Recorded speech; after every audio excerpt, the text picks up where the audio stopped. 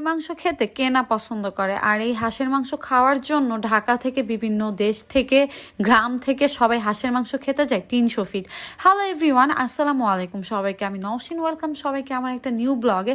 আশা করি আল্লাহর রহমতে আমার সকল আপু ভাইয়ারা যে যেখানে আছেন সবাই অনেক ভালো আছেন। আমি আসলে 300 ফিটের হাঁস খেতে যাই নাই। 300 ফিটের থেকেও বেস্ট হাঁসের মাংস ঢাকা মোহাম্মদপুরে যে পাওয়া যায় আমার জানা ছিল না।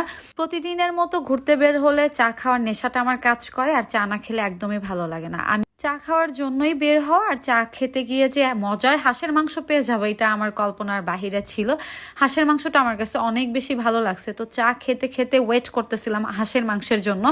আর শুধু যে হাঁসের মাংস পাওয়া যায় সবটাতে তা না, আরও অনেক রকমের খাবার পাওয়া যায়, চিকেন, লুচি, চাপ। তো আমি আসলে হাঁসের মাংসের জন্য ওয়েট করতেছিলাম। হাঁসের মাংস যে রান্না করে আপু, তার নাম হচ্ছে মিলি খন্দকার আপু। সবটা হচ্ছে মোহাম্মদপুর তাজমহল রোড। আপনাদের সুবিধা